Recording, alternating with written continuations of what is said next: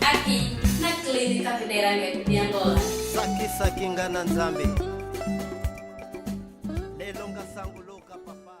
Conosco o Dr. José Neto. Doutor, bom dia e seja bem-vindo. Bom dia, obrigado. Ok, estamos aqui. Muito bem. Para falarmos, doutor, hoje sobre os alimentos que possam prevenir a prisão de ventre. Mas para começar, doutor, o que é a prisão de ventre? Como é que ocorre, doutor? Primeiro, só para dizer aos telespectadores do outro lado que, portanto, a prisão de ventre é a incapacidade do indivíduo conseguir fazer as necessidades de uma forma natural, sem esforço, Sim.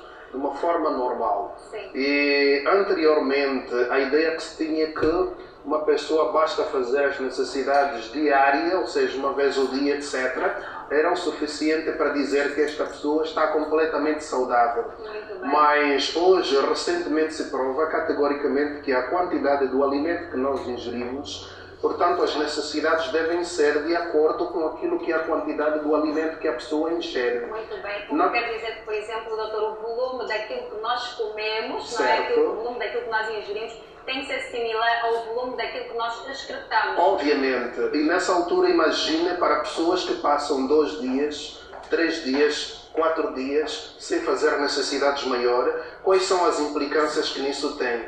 Quais são os hábitos que as pessoas do outro lado têm para que tenham um problema de prisão de ventre? Normalmente há pessoas que, mediante o trabalho, ficar muito tempo sentado, sem, portanto, exatamente, sem praticar atividade física, isso leva naturalmente àquilo que é a diminuição do peristaltismo intestinal. Quer dizer que nós, exatamente, O intestino fica preguiçoso, tal como a pessoa, não é? Exatamente. Fica sedentário também. Exatamente. Então nós comemos. Exato. E na medida que nós comemos é necessário aquilo que é a movimentação também para que ocorra esse processo de peristaltismo intestinal. Há outro hábito, por exemplo, que as pessoas têm do outro lado, que está relacionado justamente momentos há que o intestino, através do cérebro, portanto, recebe a informação de que é o momento certo para fazer as necessidades e a pessoa não vai. Nessa altura, então, podemos dizer... Nós trabalhamos fora de casa, as crianças vão à escola e passamos longas horas fora do nosso meio ambiente, é um bocadinho complicado. Certíssimo, isso faz com que, naturalmente, aquelas fezes que o corpo não elimina, nessa altura agora vamos entrar naquilo que são, portanto, as consequências que levam, portanto, àquilo que tem a ver com a própria prisão de ventre. Lembrar que mesmo, inclusive, problemas ligados à infertilidade, mesmo doenças como a endometriose, que é a inflamação do endométrio, Isto acontece muitas mulheres. exatamente, problemas relacionadamente à acne, mesmo problemas da pele. Há pessoas, por exemplo, mesmo a questão, portanto, das hormonas, está intrinsecamente ligado justamente àquilo que é o bom funcionamento do intestino, exatamente. Então, o que é que acontece? Quando nós passamos 1 dia ou 2 dias sem fazer necessidades maiores, eu sempre, quando dou aula sobre esta parte, sempre tiro um exemplo de uma viatura. O nosso intestino é como se fosse um tubo de escape. Imagina uma viatura que o motor está bom, funciona corretamente, e nós, portanto, tapamos um pouquinho aquilo que é o tubo de escape. O que é que vai acontecer? De imediato o motor vai começar a aquecer, provocar vários problemas. Dali a razão de que hoje, a parte das pessoas a nível mundial, posso dizer que estão enfesadas. O que é que significa isso? Há muitas fezes paradas dos intestinos e elas, o facto de não conseguirem eliminar essas fezes, é a principal causa da baixa da imunidade, mesmo problemas de hipertensão arterial. Pessoas com grau de toxicidade intestinal podem fazer o melhor tratamento do mundo, não conseguem sentir-se melhor sem, em primeiro lugar, fazer o processo de limpeza intestinal. E nós aqui temos alguns alimentos que vão ajudar no trânsito intestinal, isto é, também para a sua limpeza e bom funcionamento. Começamos aqui, doutor, pelo quiabo. Ok, então quando nós falamos da questão do quiabo, por exemplo, por que é que nós trouxemos? Porque a sociedade atual, nós comemos muitos alimentos que são artificiais e esses alimentos demoram muito tempo nos intestinos. Exato. Sobretudo o pão branco, alimentos como carnes, etc. E o mais agravante ainda é o uso de antibióticos constante, que diminui, sobretudo, a produção de determinadas células no nosso corpo, como os enterócitos, etc. Quando nós passamos a utilizar o quiabo, ele tem a mucilagem, quer dizer, aquela parte que as pessoas dizem na linguagem terra-terra, ou seja, aquela parte que escorrega, etc. Exatamente. Esta é uma parte que é a mucilagem, uma fibra que ajuda naturalmente naquilo que é um movimento peristáltico intestinal. O que significa que as pessoas, quando passam a utilizar o quiabo, automaticamente aumenta, primeiro, o bolo fecal. Em segundo lugar, ajuda a evacuação também, o aumento do volume das fezes. E ainda mais, tudo recente. Está provado categoricamente que as pessoas que passam a fazer o uso do quiabo vivem mais tempo, em função de permitirem a produção dos acidófilos e bifidobactéria.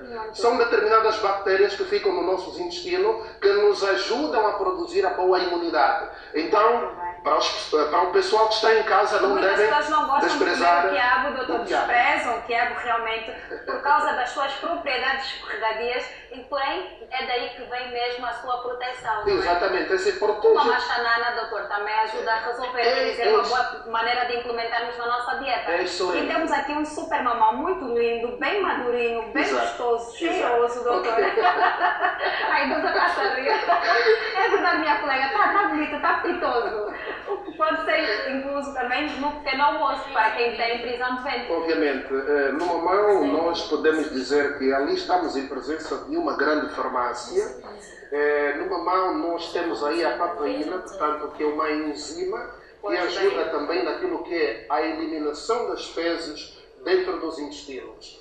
Lembrar que muitas vezes há pessoas que botam fora as sementes. Sim, temos aqui as sementes. Essas sementes não deveriam ser, portanto, botadas fora. Por quê? Exato. Dentro dessas sementes nós vamos encontrar propriedades fernífugas, ou seja, para aqueles que tiverem, por exemplo, o meu livro, Quando Não Há Cura da Doença, a Nutrição Responde, eu venho falar, portanto, das pessoas que têm, por exemplo, problemas de vamos lá ver, aquelas bactérias que ficam presas no intestino. Estamos a falar, por exemplo, de, vamos lá ver, das lombrigas nas crianças. Estudos recentes está provado que só 5 sementes deste aqui, do mamão, ajuda até inclusive a prevenir. Frescas assim, fresquinhas, dá para mastigá-las?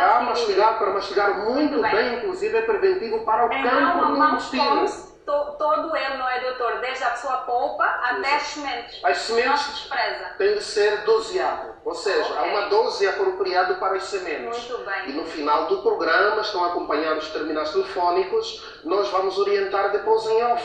Fantástico. Okay. E nós também temos aqui essas sementes, doutor. Para que servem? Como é que se chama primeiramente esta que nós estamos aqui? Aqui nós estamos em presença, portanto, de o sésamo, que é o nome científico, que é justamente o gergelim. Ok.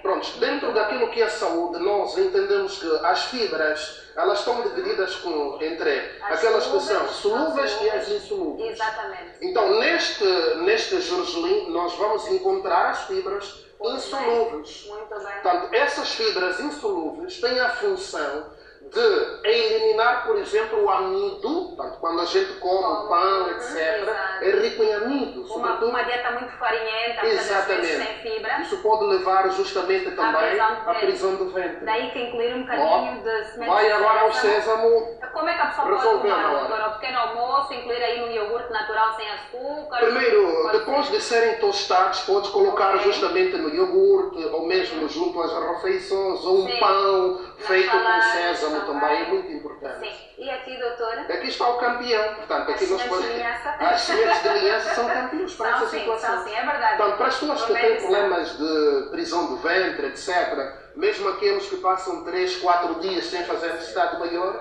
nós temos aqui uma farmácia. Dali, esta parte aqui agora é mais delicado para ensinar ao público, mas só para dizer que ela é importante. Colocando na água, né, doutor? Porque agora vê-se muito dessas receitas, principalmente na internet, e a gente teve a falar isso na semana passada, que podem ser um bocadinho desviantes em termos técnicos e nutricionais. Mas adicionar, por exemplo, 2 colheres de uma colher de sopa de linhaça numa garrafa de água do litro, já está de boa medida. Já está em bom caminho. Deixar a noitinha para a fibra toda ser extraída. Certo, depois agora bater no Exatamente. liquidificador para que ele seja dissolvido. Muito bem. Agora, nós temos. Gostoso. Exatamente. Não é muito gostoso, mas resolve o problema também no abrir e fechar de olhos. Doutor, temos aqui. Essa é a fibra, portanto, nós temos aqui a fibra de trigo. Portanto, essa fibra de trigo também é muito importante, porque ele também aumenta, sobretudo, aquilo que é o bolo fecal. Estamos a falar justamente das fezes. Nesse contexto, para as pessoas que utilizam, sobretudo, a fibra de trigo, vamos supor, há pessoas do outro lado que usam arroz integral e não há possibilidade de comprar o arroz integral. Neste aqui, agora, nós encontraríamos a solução. Por quê?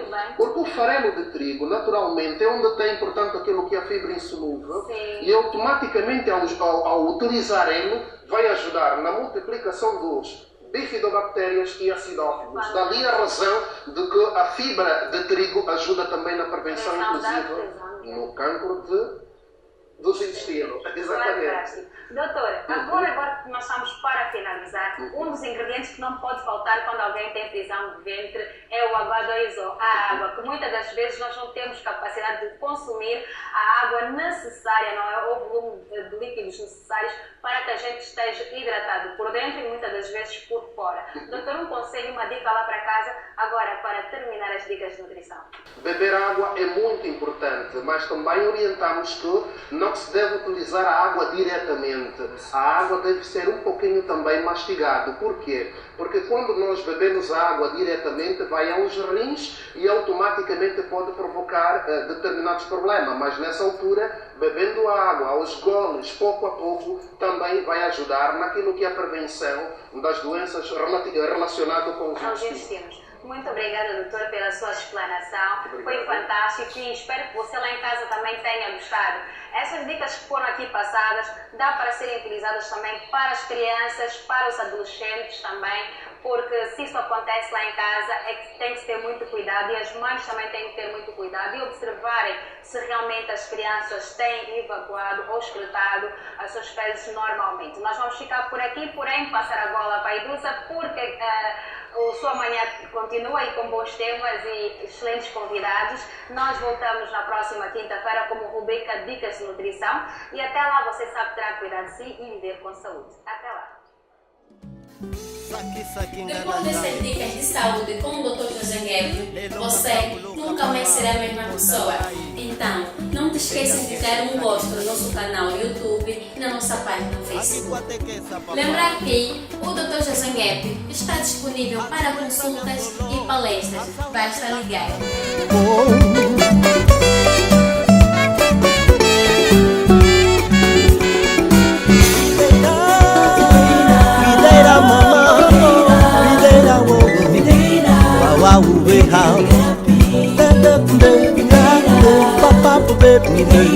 Papa,